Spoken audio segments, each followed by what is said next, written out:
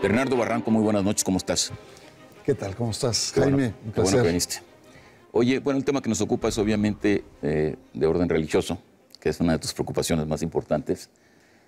Ya sé que tienes otras, pero bueno, vamos a lo religioso. El Papa Francisco acaba de formar recientemente un tribunal para juzgar a la pederastía en la iglesia, pero no a los pederastas, sino a los cómplices de los pederastas, me decías tú. Sí. ¿Por qué no nos explicas? Muy rápidamente, es un tribunal especial que diseñó el Papa, sobre todo para acompañar en el sufrimiento a las víctimas desde una lógica diferente, ya no solamente desde la eclesiástica, sino una cultura, un apoyo, etc. Pero también, y quizá aquí lo más importante, es también para juzgar a aquellos actores que fueron cómplices de los abusos sexuales. Es decir, cuando un obispo cambia al cura del lugar, cuando presionan a la familia, la chantajean, le piden que callen. Es decir, el drama de la pederastia no solamente es el abuso sexual, sino también es el drama de toda la familia que se atreve a denunciar a estos abusadores y recibe, digamos, el maltrato de la estructura eclesiástica que ampara al delincuente y reprime de diferentes maneras, psicológica, socialmente, a la familia y a las víctimas. Entonces, el Papa está haciendo esto. Bueno, esto va a tener repercusiones importantísimas en la iglesia, porque pederastas, pues no sé cuántos haya, pero esta suerte de complicidad parece estar muy documentada prácticamente en muchas partes del mundo, Estados Unidos, México, no sé, Irlanda. Es un paso muy categórico, muy contundente. Claro, porque la iglesia necesita ir más allá, necesita dar señales, porque la iglesia ha sido muy lenta en todo este proceso. Recuerda, llevamos más de 15 años de denuncias y la iglesia ha ido con una suerte de tortuguismo frente al proceso. Y esto es muy importante. Además, es interesante ver cómo está compuesta esta comisión. Está compuesta no solamente de cardenales, ¿no? O'Malley, que es uno muy importante en Boston, que ha manejado todo el problema de la pederastia en Estados Unidos. ¿En Boston? En Boston, que fue como el epicentro donde surge todo estos problemas. Hay una película sobre esto, ¿no es cierto? Hay varias películas. Y este cardenal ha tenido un papel muy relevante, es la cabeza. Pero además hay laicos, hay psicólogos, etcétera, muchos de ellos víctimas de abuso sexual. Esto le da mucho peso a esta comisión, digamos, vaticana, que sin duda, Jaime, ha puesto a temblar a grandes monseñores de muchos países, y yo diría también de este país. También de este país. Ahora, la pregunta obvia y elemental es, ¿este tribunal qué capacidad de sanción va a tener? ¿La que determine el Papa, la que el Papa discrecionalmente aplique, o es un tribunal que tiene una función con código que va a sancionar de tal y cual manera a los cómplices? Mira, es uno de los grandes problemas que tiene la iglesia, porque la máxima pena sobre los pederastas, ¿sabes cuál es? Es sacarlos de la iglesia, es expulsarlos de la iglesia, la máxima pena. Por eso, en las reformas que se han hecho, han ido de la mano con la justicia secular, que sí impone cárcel, que sí impone sanciones económicas, que sí impone sanciones sociales. En este caso, digamos, la novedad sería que la investigación no se va a centrar solamente en el pederasta, ¿no? En este ente religioso patológico, sino en la estructura. Y también podría darse el caso, sobre todo cuando es evidente, ¿no? Cuando se repiten los hechos, como el caso de Irlanda, solicitar la renuncia de altos monseñores. Esto es lo interesante. Probablemente no es que los vayan a la cárcel, eso ya le tocará a la ley, pero sí por lo menos un señalamiento y hasta una expulsión por parte de la iglesia. Pero vuelvo a la pregunta, esta expulsión, ¿a quién le corresponde hacerla? ¿Al Papa en último término, o este tribunal tiene la facultad de expulsar? No, evidentemente el tribunal orienta, pero en casos, por ejemplo, de un cardenal, tiene que ser el Papa, la máxima autoridad, o que su colaborador directo tiene que ser absolutamente el Papa. O sea, el Papa tiene la autoridad para decir, bueno, este caso implica complicidad y es tan grave que el monseñor o el cardenal o el obispo tal queda al margen de la iglesia. Ya lo ha hecho con el nuncio en República Dominicana, cuyo nombre es impronunciable, polaco, ¿no? No solamente lo saca de República Dominicana, sino lo mete en prisión, en la prisión vaticana. Está el señor recluido, porque está haciendo un juicio. Si sale, será entregado a las autoridades, ya sea en República Dominicana o ya sea en Polonia. El Papa Francisco se puso Francisco justamente por San Francisco de Asís, ¿no es cierto? Y por ahí dice una periodista, o dijo una periodista argentina que era Bergoglio, un papa jesuita que Dios convirtió en franciscano, ¿no? Sí. Bueno, el hecho es que, aparte de este tribunal, acaba de emitir recientemente una encíclica que se llama Saudate Si. Bueno, yo no hablo latín, tú lo pronunciarías correctamente. Saudate Si quiere decir alabado sea el Señor. Alabado seas. Que proviene de un cántico o de una oración de San Francisco de Asís. Has hecho muy bien la tarea, sí, claro. Sí, claro. Es en 1200, en 1200. Sí. Es alabado seas, Señor. Ahora, esta encíclica del Papa ha provocado algunas reacciones entre, no sé, sectores liberales tal vez, porque toca temas que son polémicos.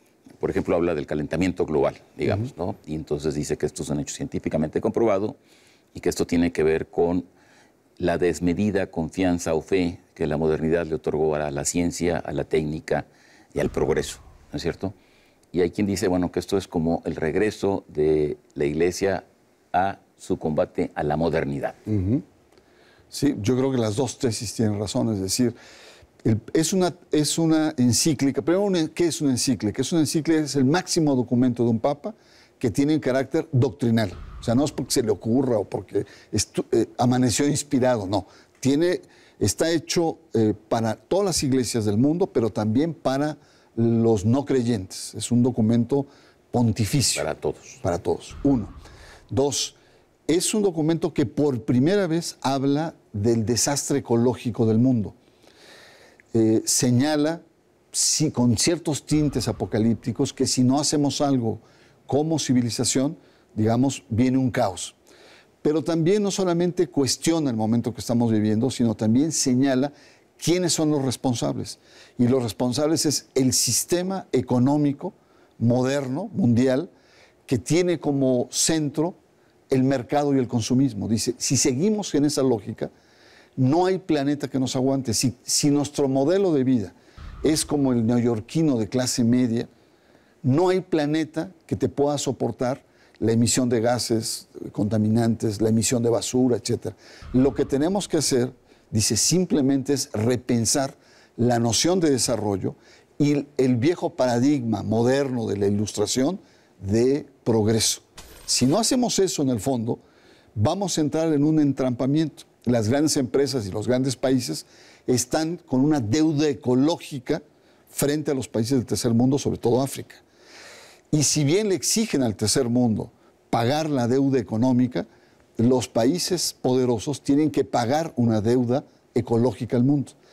Es fuerte, incluso habla del tema, un tema clásico en la escolástica, que es el tema de la propiedad privada, ¿no? Es decir, ahí hizo temblar a muchos grandes señores del capitalismo financiero, porque dice la propiedad privada está en función de los bienes universales del hombre.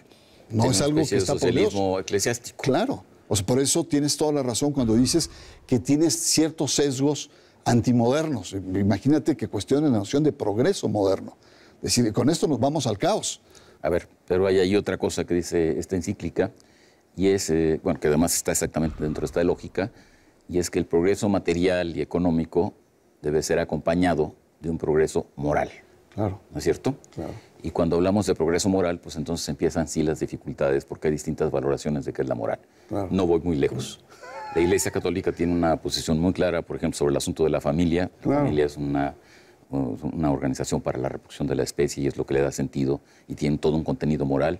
Y, por ejemplo, la unión de homosexuales en familia, bueno, es absolutamente condenable. Ajá. El asunto del divorcio, por ejemplo, bueno, el Papa lo ha flexibilizado, pero también la Iglesia mantiene una posición ahí, hasta ahorita bastante cerrada.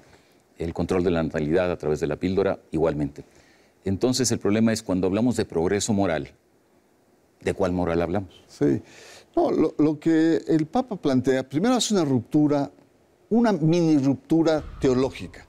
Porque tú recordás en el Génesis, te dice el hombre es hecho, hombre y mujer, a imagen y semejanza de Dios. Sí. Pobre en el mundo, hay que poblarlo y hay que dominar el mundo. O sea, hay una especie como de supremacía del hombre sobre la naturaleza. Este es un gran paradigma, digamos, de la cultura occidental. El Papa dice ya no. No se atreve a hablar de la madre tierra, pero empieza a hablar de la hermana tierra. Es decir, Eso es San Francisco de Asís. San Francisco de Asís. Esta es una primera cuestión. Dos, dice, el tema de la contaminación no es de los pobres, porque muchas veces lo que quieren hacer es contraer la política poblacional, porque los pobres, la expansión es fuente de contaminación. Dice, no, es el modelo económico. Y frente al tema de la moral, dice, el tema de fondo que estamos viviendo es que la contaminación no solamente es una contaminación material, no solamente es polución, sino también es la contaminación del alma. Es este ser humano que cree en el consumismo, que cree en el tener, que cree en la supremacía del poder como la máxima realización. Y por lo tanto esta dimensión espiritual, este sentido de sensibilidad, de solidaridad, se está perdiendo. Entonces el problema de la contaminación es un problema de ricos y pobres, de un gran modelo civilizatorio, pero también es un problema de una pérdida de sentido de Dios y del misterio. Pero no me respondiste a mi pregunta. Es decir, cuando se habla de progreso moral, quien quiera que hable de progreso moral, pues la pregunta vuelve a ser la misma. ¿De cuál moral hablamos? Porque es moralmente aceptable o no es moralmente aceptable que existan diferentes tipos de familia. ¿Es moralmente aceptable o no es moralmente aceptable que se pueda recurrir, por ejemplo, una familia de 10 hijos a la píldora anticonceptiva para evitar tener 15 y tener más problemas? Bueno, yo seguí con la lógica de la encíclica, de esta encíclica. Este tema está en el sínodo de la familia, que también está el tema de los homosexuales, etc. Y ya el Papa sacó un documento de trabajo, una reunión que va a haber en octubre, en donde plantea claramente esto. Es decir, es la concepción tradicional de familia como núcleo, una cierta apertura y misericordia hacia los homosexuales y hacia los divorciados vueltos a casar, con cosas absurdas. A los divorciados les dice, puedes comulgar siempre y cuando no tengas relaciones sexuales con tu pareja, digamos, es igual a los homosexuales. Es decir, ahí sigue una gran batalla cultural al interior de la Iglesia sobre cómo se adapta a estas nuevas formas, que no solamente son formas de la familia, sino son formas civilizatorias que los afectos, el sentido de vida está en juego. Y entonces yo te diría, es todavía una moneda en el aire. Si quieres me invitas en noviembre para que te diga qué es lo que dice la Iglesia sobre tu pregunta. Quedamos apalabrados porque se nos acabó el tiempo además. Muy bien, Jaime, pues un placer. Y lo abordamos entonces. Muy bien. Bernardo, muchas gracias. Al contrario. Buenas noches. Buenas noches. En Contexto, buenas noches. Hasta la próxima semana.